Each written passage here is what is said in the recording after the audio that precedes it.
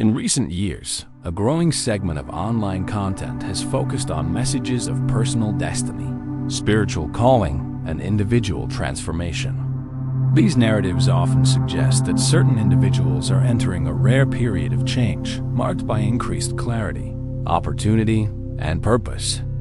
While the language surrounding these messages is symbolic, the underlying theme is consistent. Long-term effort, resilience, and personal discipline often lead to substantial change when conditions align. This discussion explores that idea from a grounded perspective, focusing not on mysticism, but on the observable patterns of human endurance, delayed outcomes, and breakthrough moments that arrive after extended periods of uncertainty. Many individuals reach points in life where prolonged effort appears unnoticed. Years of professional stagnation, strained relationships, unrecognized contributions, health struggles, or financial limitation can create the sense that progress is frozen. Psychologists and behavioral researchers consistently note that this phase, often called the latency period, is a natural part of long-term growth. Change rarely follows a straight line. Instead, it builds silently over time before becoming visible. What often feels like delay is, in retrospect, preparation. Across multiple case studies in entrepreneurship, medicine, education, and social mobility, researchers observe a repeated trend. Visible success is usually preceded by a prolonged season of slow progress, constraint, and internal restructuring. The internal skills, emotional endurance, and decision-making clarity developed during these quiet periods frequently determine whether later opportunity produces stability or collapse. One of the most significant shifts people experience before major progress is psychological realignment. This is not an emotional surge, but a structural change in perception. Individuals begin to move away from survival-based thinking and toward decision-making rooted in long-term clarity.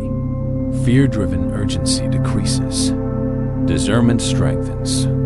Distraction loses power. This stage is rarely dramatic. It is usually marked by silence, withdrawal from noise, reduced dependence on external validation, and a growing intolerance for misaligned environments. Many people misinterpret this phase as isolation, when in reality, it is identity consolidation. From a sociological standpoint, periods of separation often precede influence.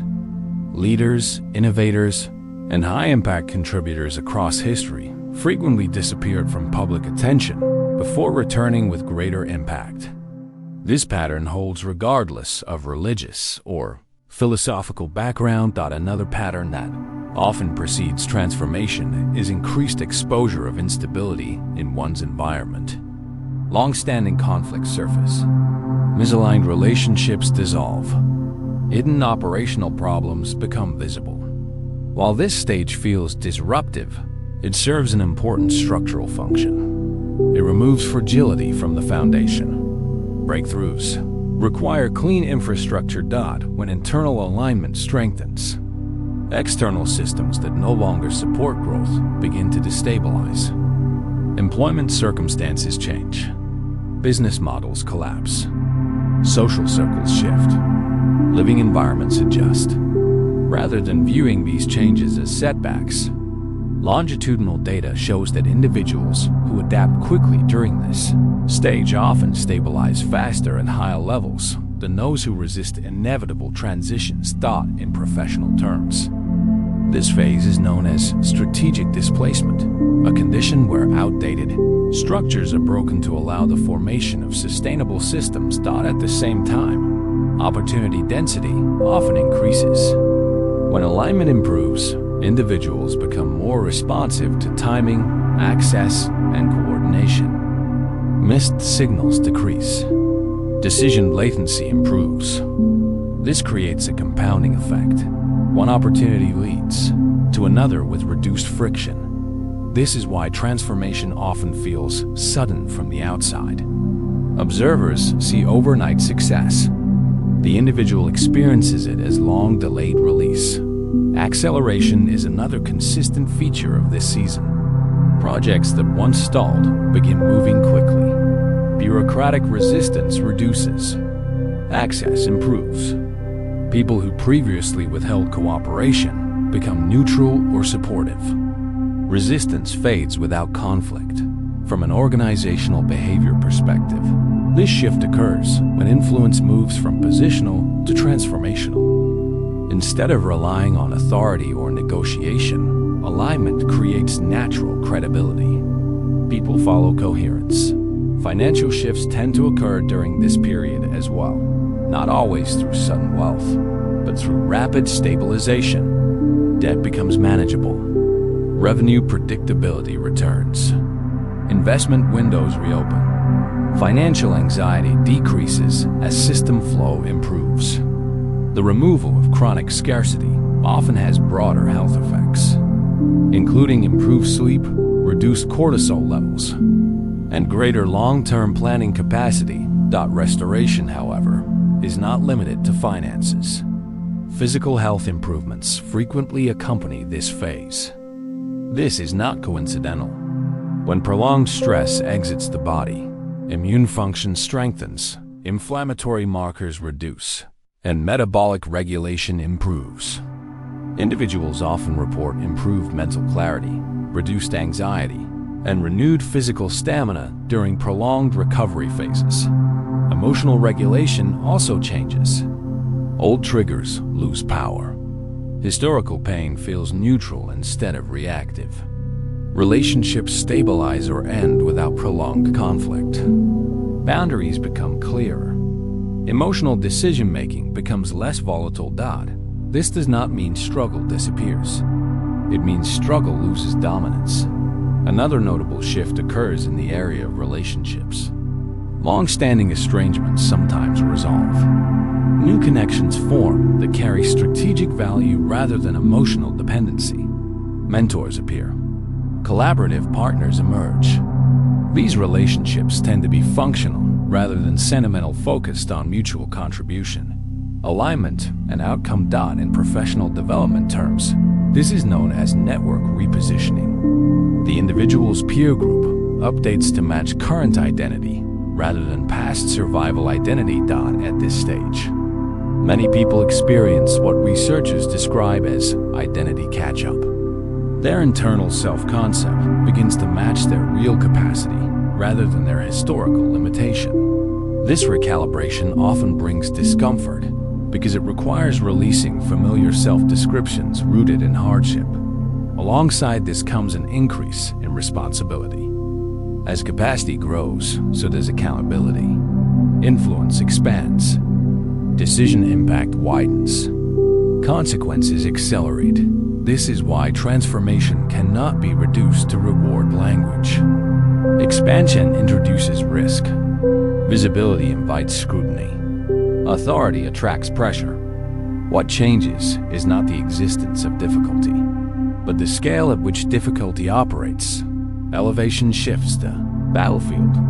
Individuals in this phase often notice that their work begins influencing people beyond their immediate circle. Their words carry more consequence. Their actions set precedent. Their absence is noticed. Their presence alters outcomes. This is not a mystical phenomenon. It is the sociological effect of coherence combined with consistency. One of the most critical developments during this stage is clarity. Confusion decreases. Priorities sort themselves. Many decisions that once felt complex become obvious. Energy stops leaking into secondary concerns. Focus sharpens. Time efficiency increases. Psychologically, this corresponds to a reduction in internal conflict. When identity stabilizes, the mind no longer oscillates between competing selves. Decision-making becomes singular rather than fragmented. This clarity also affects risk tolerance. Individuals become more willing to walk away from low-yield scenarios. They no longer extend themselves for minimal return. They begin to think in terms of leverage rather than effort. This is also when long-delayed restitution often begins. What was lost returns in altered form, not through repetition, but through replacement. This is important. Restoration rarely looks like reversal. It looks like functional upgrade. Previous failures become reference points rather than wounds. Setbacks become data rather than identity. Former ceilings become training grounds. The internal narrative shifts from "I survived" to "I am responsible for what I now build." Another indicator of this phase is reduced dependence on validation. Approval seeking weakens. External applause becomes secondary to internal correctness. Individuals stop explaining themselves excessively. They no longer pursue consensus where clarity already exists. This transition often creates friction with those who benefited from the individual's previous uncertainty. Some relationships require imbalance to function. When uncertainty disappears, those structures destabilize. This is not hostility. It is divergence. Simultaneously, one's capacity to endure complexity improves. Pressure tolerance increases. Multivariable problems no longer overwhelm perception. Emotional regulation enhances. Strategic thinking. This is why many people reach their most productive phase after periods of intense personal constraint. Constraint trains control. Momentum also changes at this stage. Instead of pushing continuously, individuals begin experiencing what economists call flow efficiency, where the same level of work produces greater output due to structural alignment. This is not about working harder.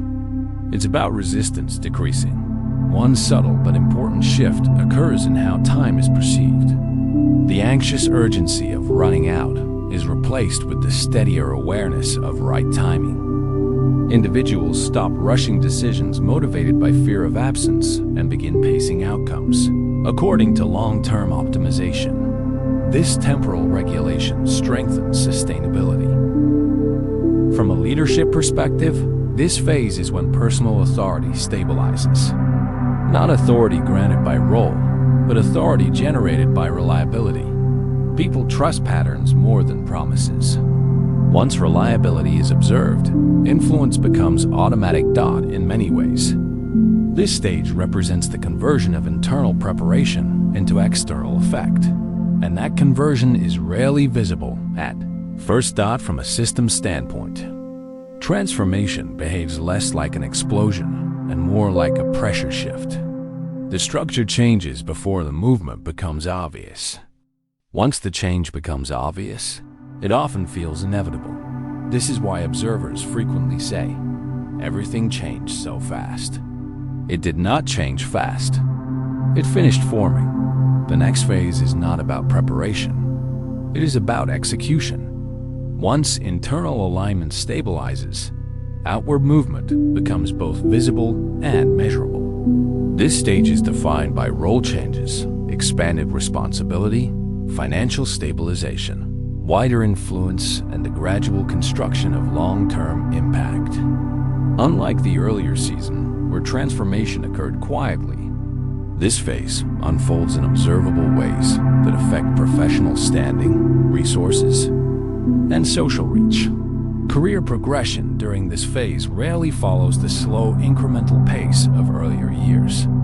Advancement often accelerates because the individual is no longer learning fundamentals, but applying refined judgment under pressure. Promotions, expanded authority, or leadership responsibilities emerge not as sudden favors, but as the natural outcome of repeated reliability and problem-solving ability. Decision makers tend to elevate individuals who demonstrate consistency over time, not those who rely on isolated performance spikes. With expanded responsibility comes greater visibility. Work that was once confined to limited operational scope now affects broader systems, larger teams, or public-facing platforms. This exposure increases scrutiny, but it also increases leverage. Actions carry more consequence, and outcomes influence more people. The shift from contributor to decision maker is subtle at first, but its effects are lasting. Financial conditions typically evolve alongside this professional elevation. What changes first is not usually wealth, but stability. Cash flow becomes more predictable. Long-term planning becomes possible. Financial anxiety begins to decrease as income aligns more closely with capability and output. As stability solidifies, growth opportunities appear in the form of better contracts, improved compensation structures, equity participation, or entrepreneurial access. This financial evolution demands discipline. Rapid increases in resources can introduce new risks if not supported by governance. Individuals who sustain long-term success in this phase tend to prioritize reserve capital, control expansion, and strategic reinvestment instead of unchecked consumption. Financial maturity becomes a structural advantage rather than a side effect. At the same time, professional networks undergo recalibration. Relationships based on shared struggle, emotional dependence, or temporary convenience begin to lose relevance. New relationships form around shared capacity, ethical alignment, and mutual contribution. Mentors may emerge who possess experience and higher levels of responsibility. Peers shift toward individuals managing similar pressures and decision environments. These changes are rarely dramatic, but are clearly observable over time. This network shift is not about exclusivity, but about function. The environment begins to reflect the current version of the individual rather than past limitations. Conversations change. Priorities change. Access changes. The result is a support structure that reinforces forward movement rather than maintaining earlier survival patterns. As influence grows, operational complexity increases. Informal systems that worked during early struggle become insufficient. Sustainable progress now requires documentation, delegation, and accountability.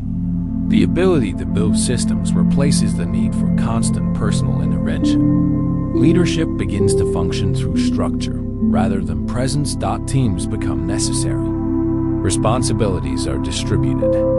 Performance metrics emerge.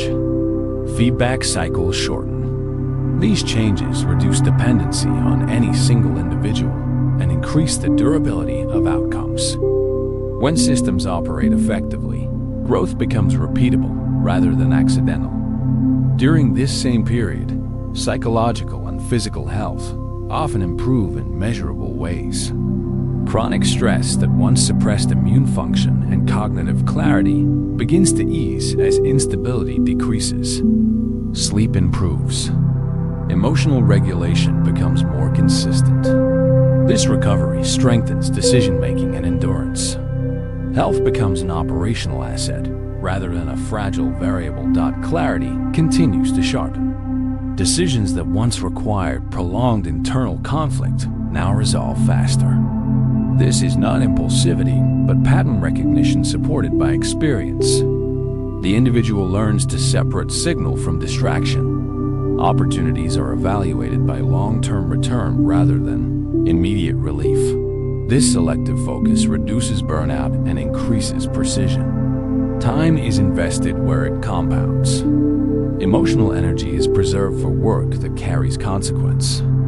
Lifelong learners often notice that this phase is where knowledge becomes leverage rather than accumulation. Restoration also becomes visible during this period.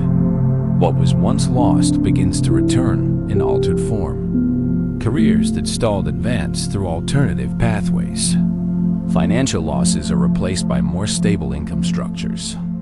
Relationships once broken may heal, while others are replaced by healthier equivalents. Restoration rarely recreates the past. It usually replaces it with something more viable. This shift reframes previous failure.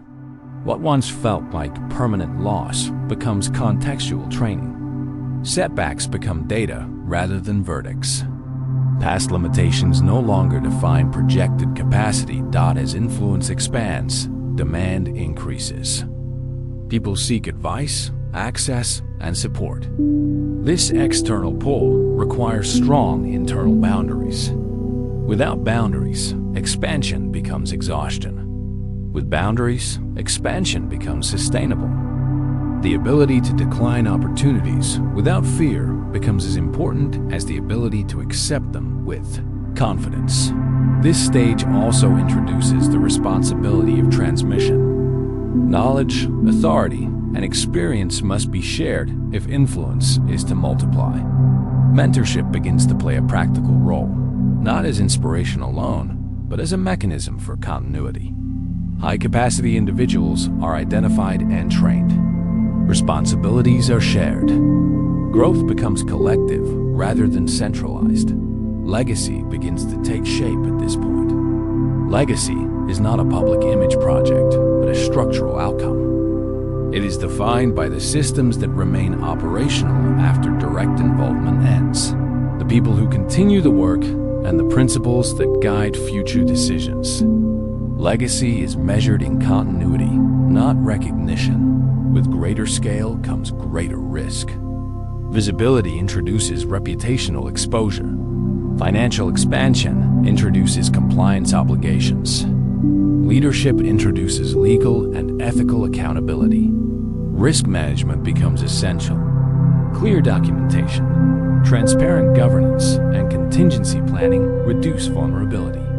The absence of these safeguards can quickly undermine years of progress. As public outcomes become visible, narratives begin to form. Observers often interpret success as sudden or unexplained. This perception overlooks the invisible structures that enabled it. For the individual, success rarely feels sudden. It feels overdue. During this stage, many individuals report a shift in their relationship with time. Urgency decreases.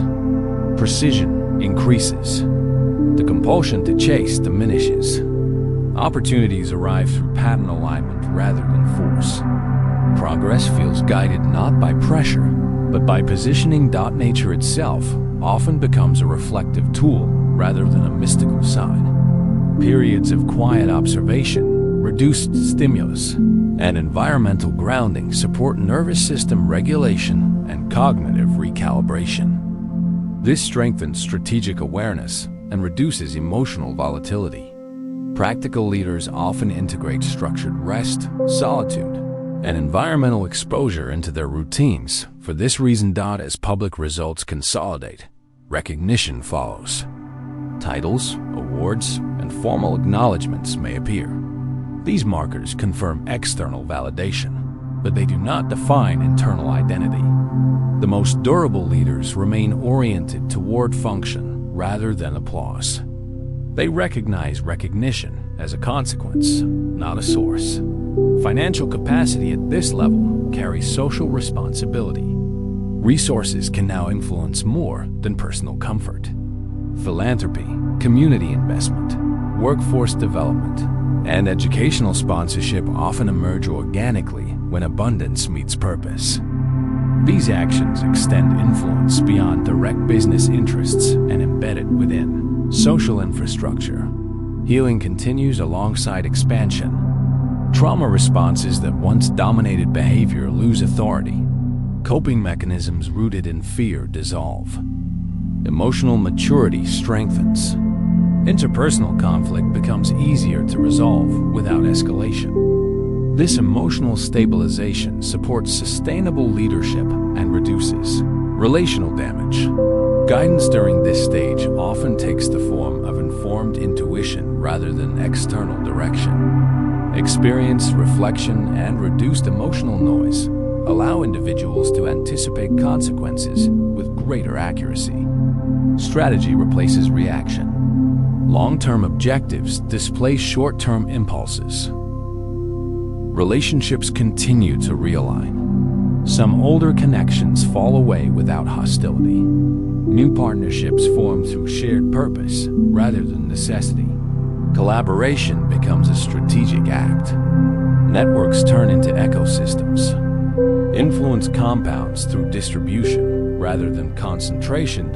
As authority stabilizes, the individual's words carry increased consequence. Communication becomes a leadership tool. Clarity, restraint, and ethical framing become essential. Statements influence behavior beyond immediate intent. This requires a heightened sense of responsibility for both language and silence. Rapid advancement may create the illusion of effortless success, but internal discipline remains constant. The difference lies in efficiency rather than exertion.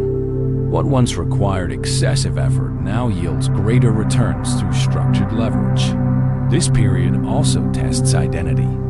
Some individuals attempt to return to earlier versions of themselves out of nostalgia or fear of visibility. Others attempt to perform their new identity rather than embody it. Both responses create instability. The most durable leaders integrate their past with their present without becoming defined by either. Public impact now becomes measurable. Employment opportunities increase through organizational growth. Economic value multiplies through enterprise. Intellectual influence spreads through teaching, writing, or advisory roles. Cultural impact appears where ideas shape discourse. With this influence emerges the requirement for ethical consistency. Compromise at this level carries wider harm. Integrity becomes not merely personal, but systemic. Trust now affects entire networks. Breaches ripple outward beyond the individual. The shift from alignment to execution is therefore not simply an upgrade in lifestyle. It is a shift in duty. The question is no longer whether growth will occur, but how that growth will be stewarded. Some individuals transition smoothly through this stage. Others struggle with pressure, visibility, or responsibility. Outcomes diverge based not on talent, but on governance. The ability to self-regulate, build systems, and share authority frequently determines longevity. Over time, execution produces compounding outcomes. Each successful cycle reinforces capacity for the next. Confidence becomes grounded rather than inflated. The nervous system stabilizes around higher baseline responsibility. Leadership becomes less reactive and more deliberate. Eventually, the distinction between preparation and execution dissolves. Growth becomes continuous rather than phase-based. Learning, building, adjusting, and transmitting operate simultaneously. Life enters a state of sustainable expansion. This marks the completion of the transformation process outlined in Part 1. What began as internal restructuring now manifests as external stability, influence, and continuity. The cycle shifts from survival to stewardship, from endurance to construction, from isolation to transmission. The result is not spectacle, but legacy. Not disruption, but durability. Not arrival, but contribution. As expansion stabilizes, attention naturally turns from growth itself to the meaning of that growth. This is the stage where the urgency to achieve begins to soften, and the responsibility to sustain becomes more central. Success is no longer measured only through outcomes, but through the condition of the system that produces those outcomes. The question shifts from how far one can go to how long what has been built can last. At this point, many individuals experience a change in motivation. Earlier stages were driven by necessity, survival, recovery, or ambition. Now, momentum is guided by stewardship. There is a growing awareness that what has been established influences more than personal life. It affects employees, families, communities, and in some cases, public discourse. Impact becomes wider and more permanent. The emotional tone of this phase is quieter. The internal storms that once created urgency are largely resolved. Confidence no longer needs to announce itself. It is visible through consistency. Pressure still exists, but it is managed through structure rather than stress. The individual begins to operate from a place of calm authority rather than reactive drive. This is also the point where long-term vision becomes essential. Short-term targets no longer define direction. Instead, planning extends across years rather than months. Decisions are filtered through durability. What once seemed like a good opportunity is now evaluated for sustainability, ethical impact, and legacy consequences. Workload often becomes heavier in scope, but lighter in strain. Responsibilities increase, but they are supported by systems that reduce friction. Delegation becomes natural rather than forced. Time management shifts from squeezing tasks into exhaustion to protecting energy for high-impact decisions. Relationships at this stage reflect mutual respect more than survival bonds. Collaboration is no longer based on need, but on alignment. Conflicts still occur, but they are managed through policy, process, and communication rather than emotional volatility. Trust is built through reliability over long periods of time. Family dynamics frequently stabilize as well. Financial security removes many of the stressors that once created tension. Communication becomes clearer. Support flows more evenly. The pressure to prove oneself gradually fades, replaced by a shared sense of stability. Personal identity also continues to evolve. The individual is no longer defined by what they escaped. Struggle becomes part of the history, not the headline. There is less attachment to labels such as underdog, survivor, or outsider. Identity becomes rooted in responsibility, function, and continuity. With maturity comes restraint. The desire to react to every challenge diminishes. Silence becomes a strategic choice rather than avoidance. Public responses become measured. Private decisions become firmer. The ability to pause replaces the need to push as the system matures. So does the understanding of influence. Influence is no longer seen as visibility alone. It is recognized as the ability to shape conditions for others. This includes creating access, removing barriers, building platforms, and protecting opportunities that did not previously exist. Many individuals in this phase become builders of people as much as builders of projects. Training programs, mentorship pipelines, and development structures quietly expand. Leadership becomes a transferable skill rather than a personal asset. The measure of success shifts toward how many others are capable of carrying the work forward. This stage is also where values are fully tested. Early on, values are statements. Now, they are revenue decisions, hiring decisions, partnership decisions, and exit decisions. Ethics are no longer theoretical. They are operational. Every compromise carries long-term consequences. Financial resources at this level bring both power and responsibility. Wealth can accelerate transformation or amplify imbalance. The direction it takes depends on governance. Some choose expansion without boundaries. Others choose to anchor wealth within long-term impact structures. Both paths grow influence, but only one preserves stability. Philanthropy, when it appears, is often quieter than expected. Instead of public gestures, it may take the form of education funding, scholarships, healthcare access, or workforce development. These actions do not always attract headlines, but they reshape lives in practical ways. Emotionally, this phase often brings a sense of closure. The need to prove worth diminishes. The need to outrun fear fades. The nervous system adjusts to stability. Rest becomes restorative rather than anxious. The body no longer operates under constant threat. Health improvements continue to consolidate. Chronic conditions rooted in stress reduce in intensity. Energy levels normalize. Sleep becomes consistent. The relationship with the body becomes cooperative rather than adversarial. At the same time, this stage introduces a subtle vulnerability, complacency. When survival pressure fades, discipline must be maintained through intention rather than fear. The risk is not collapse, but stagnation. Systems must continue to evolve or they slowly decay. Growth here becomes less about expansion and more about refinement. Processes are optimized. Waste is reduced. Strategy becomes sharper. Complexity is simplified without losing depth. The goal is not to do more, but to do better.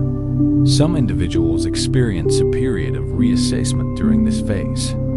Having reached goals that once felt distant, they pause to examine whether those goals still serve their values. This can lead to pivots in direction, not from failure, but from alignment.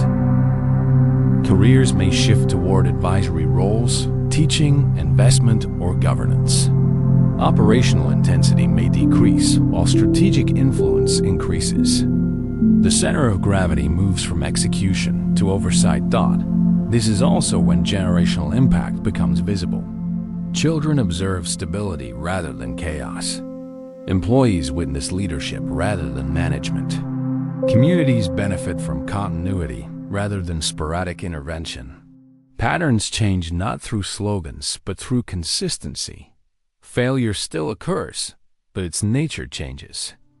Instead of catastrophic collapse, setbacks take the form of miscalculations, mistiming, or flawed assumptions. Recovery is faster because the foundation is stronger. Trust becomes the most valuable currency at this level. Transactions flow through credibility. Opportunities arrive through reputation. Influence grows through reliability. When trust is preserved, leverage multiplies without force. As legacy begins to take tangible form, the question of succession appears. Who will lead when direct involvement decreases? How will values be preserved? What systems will remain when names fade from memory? These questions shift thinking from personal ambition to institutional continuity. Some structures are intentionally designed to outlive their founders. Boards are established. Governance principles are codified. Training frameworks are standardized. These moves reduce dependency on personality and increase resilience across time. The individual's relationship with recognition also settles. Praise becomes background noise. Criticism becomes data rather than threat. Identity is no longer tied to public opinion. Confidence comes from internal alignment rather than external reaction. At this stage, many report a sense of grounded purpose. Not urgency, not pressure, but quiet responsibility. The work continues not because survival demands it, but because contribution now defines meaning. Spiritual language, if it persists, becomes more subtle. Instead of dramatic calling narratives, there is an emphasis on service, order, responsibility, and transmission. Faith expresses itself through endurance rather than intensity. Time perception changes again. The future feels longer. The past feels integrated. The present becomes the primary field of focus. Regret diminishes. Gratitude becomes quieter but steadier. Some relationships from earlier phases reappear in transformed form. Former rivals may become collaborators. Old misunderstandings dissolve as perspective widens. Not every relationship returns, but unresolved emotional debris loses its weight. This is also when teaching becomes unavoidable. Even without formal programs, others observe behavior, replicate methods, and adopt values. Every action becomes instruction, whether intended or not. Leadership operates through modeling more than directive. The final stage of the cycle is not an ending, but a stabilization. Life does not slow down, it steadies. Growth does not stop. It compounds in subtler ways. Influence does not vanish, it diffuses. What began as internal disruption in the earliest phase has now matured into structural contribution. The personal story becomes part of a larger system. The individual is no longer the center of motion, but one of its sustaining forces. This is the point where success and responsibility become indistinguishable. One cannot exist without the other. The question is no longer what can be gained, but what must be protected. In this final stage, endurance becomes the dominant metric. Not how high one rises, but how stable that height remains. Not how fast change occurs, but how well it is maintained. Not how loudly success is announced, but how quietly it continues. The transformation that began with instability now resolves into stewardship. The individual moves from surviving systems to sustaining them, from navigating chaos to preserving order, from seeking opportunity to becoming its source. The cycle does not close with celebration. It closes with continuity. And that continuity is the true conclusion of the journey.